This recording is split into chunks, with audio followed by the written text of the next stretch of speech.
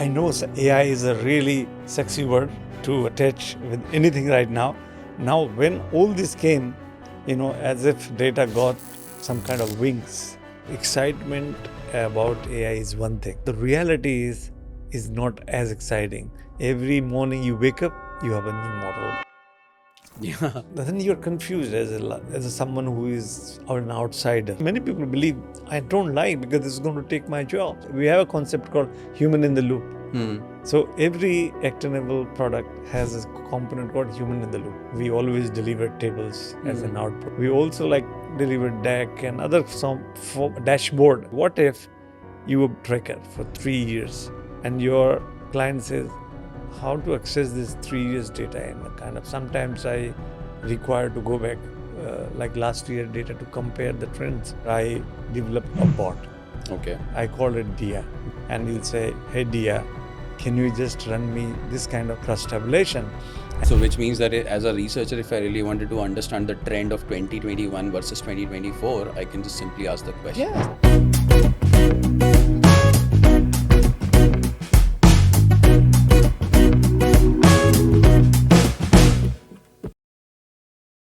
Welcome back to another episode of the Collaborative Canvas, where we explore groundbreaking ideas, innovations, and stories that are shaping the world of the business and research.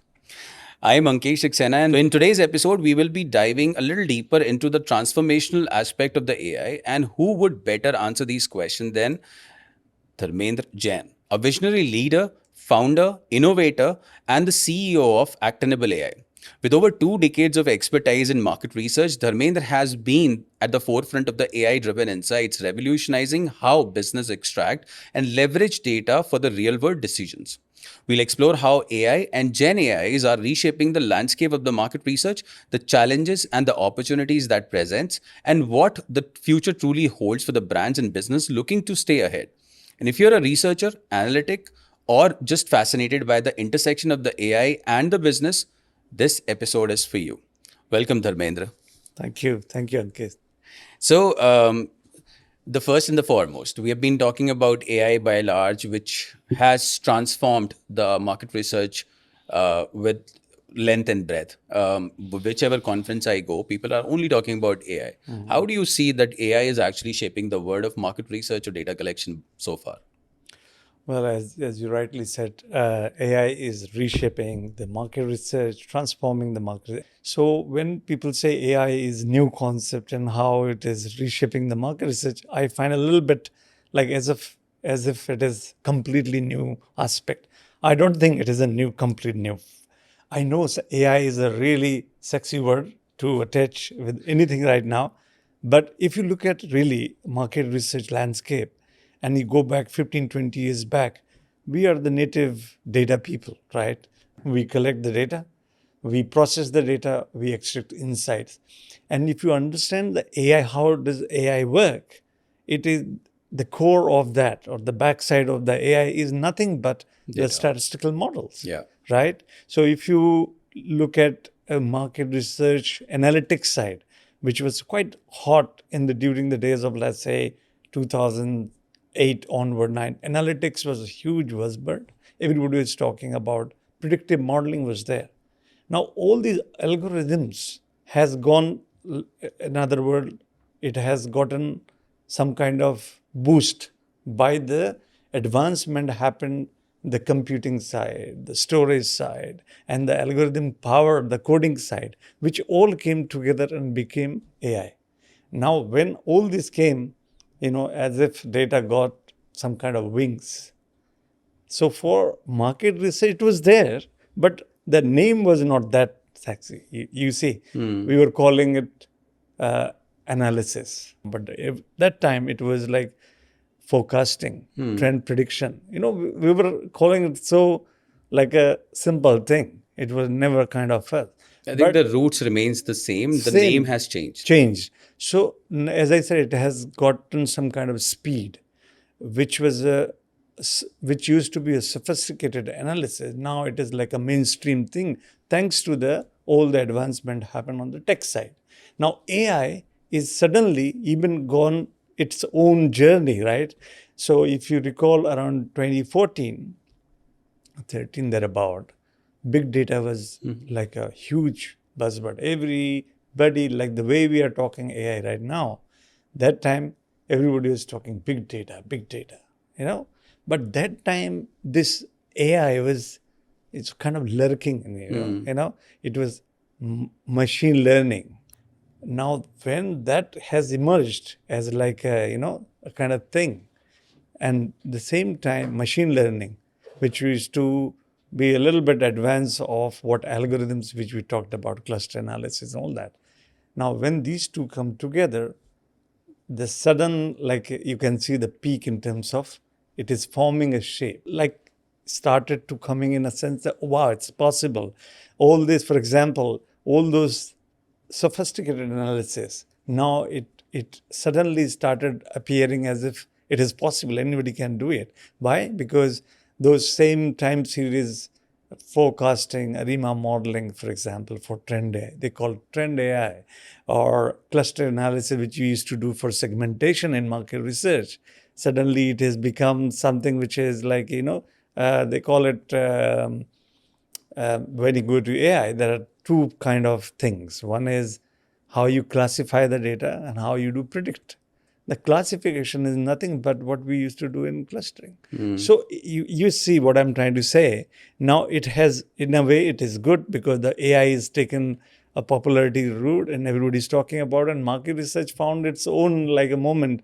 Now, well, I know it before, and now I can do even more in terms of application. Yeah, I think AI has beautified the way we used to see the data. Correct. And as again, the roots are still the same.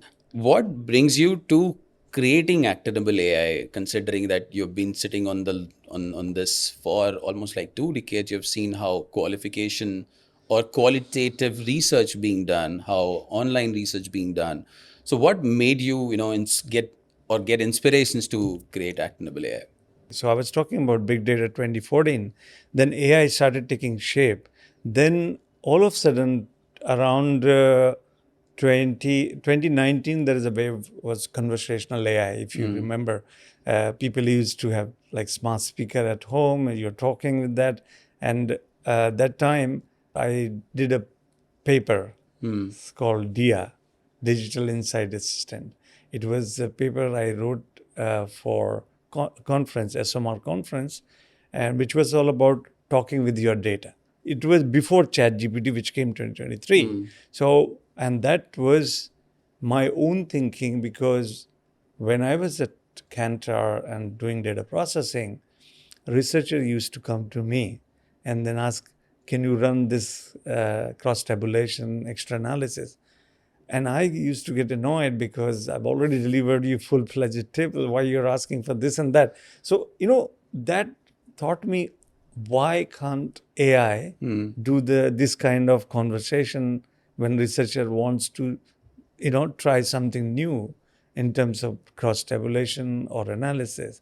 So I did a kind of POC, you can say, for my paper, where I developed a bot. Okay. I call it DIA, Digital Insights, whereby it will be installed on a researcher's laptop, and you'll say, hey, DIA, can you just run me this kind of cross tabulation? And it was obviously speech recognition, and that the whole command will convert into the kind of code behind it in a Python code, and then it will generate the cross tabulation from the data, which is nothing but the survey data of that whatever study that person is doing, and it bring the output in a conversational style. So instead of you reading the figures on the table, right? So I'm imagining something like, I have a data processor and I'm telling him, I'm giving him some instructions that, Right. this is what the data that I wanted to have a look. Yeah. And he's doing it. So you did this through DIA. Exactly. So now that was the moment, aha moment for me, because then I got like, wow, this is fascinating, man. And I was getting into the AI side because, as I said, I come from data processing side. I did analytics, and when I was at Kantar, I was doing how to use AI for data quality. Now, because data quality in the world of market research is still a big challenge. Yes. So I had to come up with something which AI can really help. So I came up with few set of algorithms to check the quality of data. And all these things was happening around 1920, that time. And all of a sudden, then you got 2023 generative AI, ChatGPT, OpenAI moment, which has changed how we look at the AI. Yeah. Now, before that, it was more of algorithm, AI, ML, deep learning. But this generative AI has changed the entire sort of what do you call the way it was looking. It was almost suddenly, wow, great breakthrough. So it can generate new things also. Now, all these things made me think, wow, it is time for me to jump off and let us do something on my own. And that was the birth of Actnable AI. The mission is to really bring AI, generative AI solution for extracting insights from different kind of data sources, helping research agencies, not necessarily the big ones, but I mean, of course, yes, but really about solving problems for medium and small agencies who wants to adopt tech, but they don't have that kind of sort of resources to go for full-fledged for tech. So how actively I can play a role there to bridge this gap for serious researchers to bring tech into it. Got it. Yeah. I know a bit of solutions that your company offers. Can we just go at a glimpse of it? So when I decided let time for me to jump off and let me go off, then I played with an idea called inside triangulation. Why inside triangulation? Because if you look at classic way of looking at data, it is always either numbers or text, right? But thanks to AI, because that has given us the power to analyze even beyond numbers and text. Now you can do image processing, you can do video analytics, you can do the location, all these different type of data sources, isn't it? Now, when you want to extract insight or you want to bring holistic insight, you must look at all sort of data sources, even the websites or the customer reviews, wherever whatever information is there in different shape and form, you should bring all together. Inside triangulation is nothing but the concept of bringing all different data sources together to work towards one common objective or purpose of the study to make a holistic insight. It's like a 360-degree insight. So that was the original idea. Then, while on the journey when I started Actionable AI, I thought it's time to really also speed up something in terms of low-hanging fruits or something which is required by agencies on a day-to-day basis. So today, Actnable AI has got a platform, is a SaaS platform, cloud-based. One can subscribe. It has got 5 different solutions that are powered by AI. First one is qualitative AI. We call it Qual AI, which is an end-to-end platform for qualitative research, right from conducting your own FGDs, IDIs, and then you can do recordings, and you can do transcription, analysis, you can do standard, and as well as chat with your own data. So we introduce a bot into that as well. The second one is about Neuro AI, which is all about creative testing. So if you look at the creative testing, is a huge sort of segment within the research where people do test, the commercials, the concept, the product. And the challenge has been in the past that this thing always considered a little bit on the expensive solutions. So I come from Nairobi, Kenya, and my focus is Africa. There, these things are very expensive, come across as very expensive solutions. So one of the things which I am driving is how to make these solutions affordable. So we tied up with a Netherlands-based company called Face Reader Online, and they brought the eye tracking and facial expression tech, and we merged together with the Actionable AI platform. So that's Neuro AI for testing any sort of creative. The third one is about open-ends analysis. Now, that's what I was saying, the like a low-hanging one in terms of where even every single research agency deal with open-ends processing, right? Because every survey has open-ends question. I remember we used to wait for 2 days extra for open-ends to come, and I want to like close that time or rather reduce that turnaround time. So here in that platform, you can upload a file, a verbatim file, and you can get very in like few minutes, you can get your coding done, and you can get your in terms of key themes, topics, analysis. This is really quick one. And the fourth one is about chat with data. Now, chat with data, as I said, remember I talked about DIA, which is a bot for a researcher.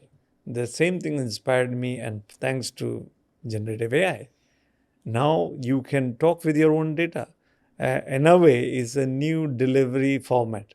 If we know that in market research industry, we always deliver tables as an output, right? We also like deliver deck and other some dashboard, another form of delivery. What if you, let's say, for example, you are doing a tracker for 3 years, right? And your client says, how to access this 3 years data? And the kind of sometimes I require to go back like last year data to compare the trends. That's where they can chat with the. Correct. So my idea is to really, how can I load the all historical data to AI and provide a bot as an interface? So, which means that as a researcher, if I really wanted to understand the trend of 2021 versus 2024, I can just simply ask the question. Yeah, simple, like human kind of conversation. Isn't it much easier? But Yeah. that's how our client or our researcher think or ask query, right? They don't think tabulation or big chart or number. I think not just researcher, anybody. I mean, Yeah, even if anybody. I was looking at the match yesterday between India and New Zealand, and then I wanted to look at the data, as in the stats, and then I wanted to compare that data from the India's performance over the years, and I simply have to just Google that out. I think with the chat, with the bot, the DIA mechanism, it would be easier because that data is already stored, and I would just only say, no, give me the numbers for this year versus this year. Absolutely. And you are sure that you are talking with your data. It's not a generic available secondary data, right? Of course, That's one of the with respect concern. to, We will yeah, get to that yeah. point about the other side of thing, which we need to also talk when we talk about AI. But it is, I think most of the people right now wants to make sure that my data is safe, right? I'm talking about. So this chat with data ensures that you are only talking with your own proprietary data. It doesn't bring general thing from available on the internet. And the last one is language solution, which is about simple translation, questionnaire translation, or any kind of translation, transcription. That's And also based on AI, yeah, automatic all translations, five are all based AI on based. AI solution, because that's the whole point. So, considering that you're actually asking the data from the client to upload it onto your servers, how much privacy challenge and the concerns that come from the client are being handled by Actionable AI in this case? So we provide options to client. They want to use their own data, secured data server space. That is not the problem. We can deploy our application there. Or if they want us to provide, we used uh, Microsoft Azure kind of cloud infrastructure, which is everybody knows they're, compliant with all world international compliancy. So we have secured server space, which is encrypted and which is also dedicated to that particular client. And we go with GDPR or all the international data privacy sort of compliance. We abide by that. So very clear on that one how it is. And whatever AI we are also using is also the enterprise grade. So we get that kind of security on that way. Yeah, I think the data is definitely precious. When you are actually talking about that, it is precious for the people who have created it, and it is in terms of panel companies because they prefer the PI to be their own asset and they cannot leak it out or can go beyond that. And then it is precious for the clients as well, considering that they are getting the responses from those respondents, which is their own proprietary. Yes. And then the privacy challenges, the role of any AI company becomes very evident because they don't want it to get this leaked out and get the brand spoiled.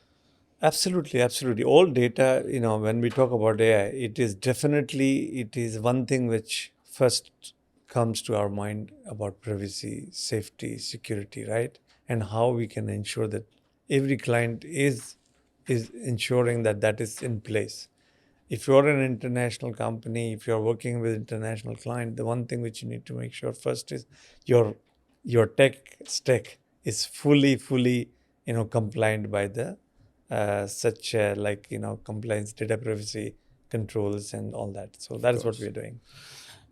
One quick question that reminds me that we are at a very early stage of implementation of the AI at a very early. And while I'm running my own company, Actable AI, I realize every day there's this some challenge which comes to us, considering how we evolved with AI. What are the gaps? What are those challenges that we can overcome? And every day is a new day for us when you work in an evolution phase. And AI, again, going back a few years from here, big data was something, a buzzword at this point of time, and everybody involved themselves with big data. And now, again, the roots remains the same. We have the data there, and we are implementing generative AI. We are talking about AI overall. What kind of a challenges do you, as of now, see, and what do you foresee, though, new challenges implementing AI into these 5 solutions? Great question. So there are many challenges, to be honest. Excitement about AI is one thing. We all get excited, right? That's how tech is. A new shiny toy, everybody talking about, you want to talk and you want to say, wow, this can do this, that. But the reality is not as exciting because, as you said, it is evolving so fast. Every morning you wake up, you have a new model launched by whether this one or that one, right?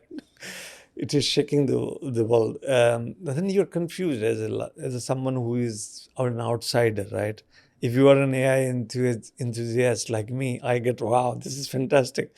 But for a normal person, the person who is like doing his own job, what does make a difference whether it is DeepSeek or I was OpenAI about to or come to that. about this?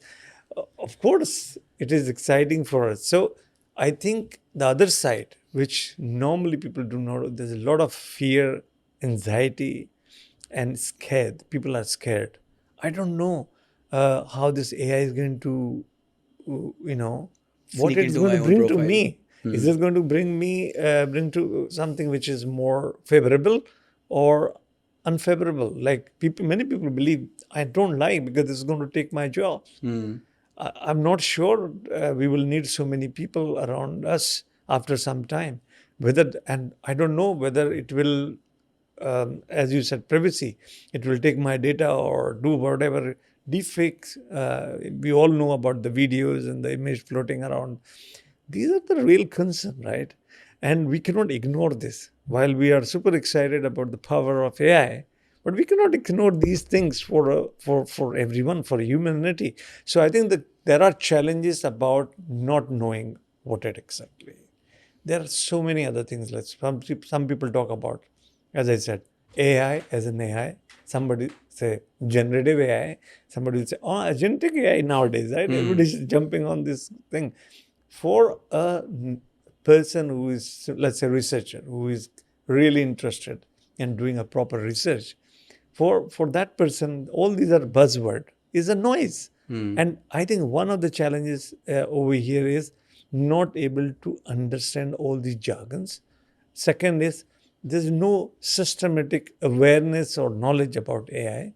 And the third one, how I should really use this power in my own benefit. So I think the first and foremost challenge is lack of knowledge, lack of awareness, a good systematic awareness. So one thing which also now Actionable AI is pushing, because when I go and talk about Actionable AI, people are not following what I'm saying entirely in entirety, then it is important to educate them. So we Beautiful. started an initiative recently. We are launching some workshop, AI workshop for business leaders. So we can give them simple sort of rundown in terms of what all these AI keywords, jargon, systematics, types of AI, so that they can understand and alleviate their fear and start seeing the value of it. Because we all convinced this is going to be uh, something which is going to revolutionize the whole thing, right? It's a transformative, right?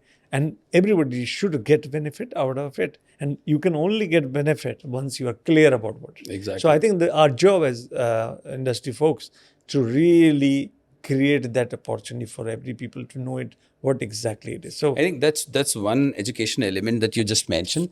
I was talking to in one of my podcasts with Patrick Kumar, the CEO of Cent, and then there's another CEO from Xdot. His name is Iklag Bari, and now you all three have said the same thing. You don't have to fear from AI. Of course, AI might take your job if you're not affluent, if you're not ready with AI, and if you're really scared, then learn for it and learn from it. Then you would become more, powerful in terms of, saving your job. If you're like just doing your 9 to 5 and you're not upgrading yourself in new skills which are coming on the show, then you're losing yeah, the, momentum. absolutely, absolutely. That goes with anything. Anything which is new, always it seems very scary at first, right? But I think that's commendable, Dharmendra. You've been teaching people about this because even at Actnable AI, I mean, for me, being understanding, what AI is and then understood your own 5 solutions, it becomes, as a researcher, I can say that,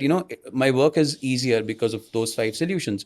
But I think people who are not very keen in learning things up, or they have not learned and they really wanted to learn, these solutions will also help them understand, what basic skills do you need. I'll give you one example. Okay, so I'm working with one of my Actionable AI clients who comes from one of the Central African country, and as you know, in Africa is so diverse, Yes. so many languages, and most of the real conversations happening in local languages. Now, if I'm talking about AI, but that AI is not as impactful as you would see in developed places like America or India, wherever, because it is not in their language, right? So if I, as someone who is driving this mission, want to make AI relevant to everyone, I must produce solutions in the local languages. So then when this client came and said, you know what, we have got FGDs in local languages in Lingala. Lingala is one of the languages from DRC. Yeah, but I could not offer the same solution which I'm offering for someone in, let's say, Nigeria in English or Swahili in Kenya. Okay, so I started thinking how Actable AI now should train LLM models in African languages. So we are now building some I think that's capabilities, where your translation AI would work. translation, transcription, because if you want to offer Qual AI to people like I can him, easily relate all the solutions together as you speak because yes, I mean if I can translate the qualitative surveys, yeah, there's tons of open ends that you can actually do the coding part absolutely, after transcribing it. yeah. Yeah, I So mean, I think that's good. The other thing that you mentioned is, other than training the people on AI, knowledge impartment is definitely one. What other challenge you see that person should be, ready with when they're, looking AI as a solution for their own organization? So I think there is one aspect of something called proper AI strategy. Now, when we say AI strategy, sounds like a big word, but I think irrespective of the size of the business, I think the owner or the leaders of the organization should look at AI as a great sort of opportunity, and they should have a real good sort of thoughts about how they should roll it out, right? Why I said strategy? Because jumping on one kind of tool or solution, for example, translation, transcription, is one thing, but it does not bring the real power of something called AI, right? So you need to look at what's your vision as for your organization and what are the needs. So I talk about two things. One is if you're looking AI as in something which is like a transformative power, now you as an individual business need to look at where you want this benefit on the operation side or the innovation side. Operations is more means how I can make my life easier. Translation is a great example, or coding is another good example. Instead of my people sitting and doing 3 days of coding, manual coding, can I make their life Life easier. easier? Can I offer them something more value driven work? So that could be one internal focus strategy when we talk about AI. Then I have been selling, let's say, the outside side of it, like selling side of it, the offer side of it. Traditional market research agencies, they've been doing surveys. typical surveys. Their offer have not been revised for many.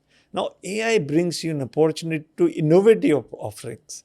How can you bring new solutions, new way of doing things, right? Let's say, for example, image processing I talked about, right? I talked about video analytics. Can you offer something like that? Research, but now for different kind of data sources. So AI can help you as a researcher to offer something even new. Neuro AI is another example.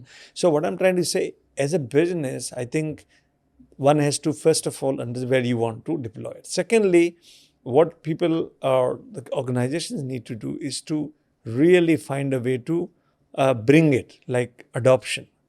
You have to create awareness among your staff, employees. You need to upskill them, because there's a lot of resistance also. So a leader from any organization would really quickly agree that I want, oh DJ, I want this and that, and he said, let's roll it out. But the guy who is the owner, who is the one who deals with this day to day, he has a resistance because he thinks, what will happen to my own job? So I think it is important to educate and reassure them that this is not to replace anything. We have a concept called human in the loop. So every actionable product has a component called human in the loop. All AI work will be reviewed by a human. Oh, that's beautiful. Because we know that AI has another sort of Exactly, notorious yeah. side of it. There's always a brighter side, there's always a darker side. And, we are the fathers of AI. Yeah. So we can't leave our sons like that. But of course, I remember the conversation that I have been having with the leaders around the globe. One thing is for sure that, AI would still be there. Jobs will still be there. And as you rightly mentioned, jobs will only be there for the people who wanted to skill themselves up. If they're not, then of course they've been out of the system. But more than that, awareness is definitely something, people should be looking at it. As an Actable AI CEO, as any AI organization, if they're not creating awareness, not just because of their product, but the awareness that people should be, buying that. Client, for example. Exactly. Yeah. And then your own employee. I mean, if they are actually resistant and, holding themselves back of not implementing an easy solution which can ease their life out, considering that they always think, I will lose my job if this happens, or I will lose somebody else's job. I think the best part is to, educate them. When you make them aware, then educate them, and then make the entire life easier for everybody. Because at the end of the day, the beautiful concept that you've just implemented is that in the touch of the human factor should be there. Because when they are going to validate it, they'll always be there. So I think that skill is also required. Absolutely, because remember, don't forget, we are in the business of understanding people, right? Exactly. Market research is nothing but is about people. You can bring any sort of technology, but you cannot replace that thing. And I don't think AI will ever replace that aspect of human. And therefore, it is very, very important to bring this in the whole thing and augment and human intelligence and artificial intelligence. Incredible. Yeah. Incredible. And that was indeed an incredible discussion. I would really like to thank Dharmendra for sharing such deep insights on how AI is changing the game in the market research world. And it's clear that Actionable AI is leading the way in transforming raw data into actionable intelligence, helping businesses make smarter, faster, and more informed decisions. And if this conversation sparked new ideas for you, just don't forget to like, share, and subscribe to the Collaborative Canvas. And do let us know in your comments, how do you see AI shaping the future of the market research or any other industry you belong to? We'd love to hear your thoughts. Also, be sure to follow Dharmendra Jain and Actnable AI to stay updated on the latest innovation in the AI driven insights. And you already heard about the 5 solutions they're bringing onto the table. But until next time, keep collaborating, keep innovating, and we'll see you in the next episode of the Collaborative Canvas. Thank you so much, Dharmendra. Thank you very much, Ankes.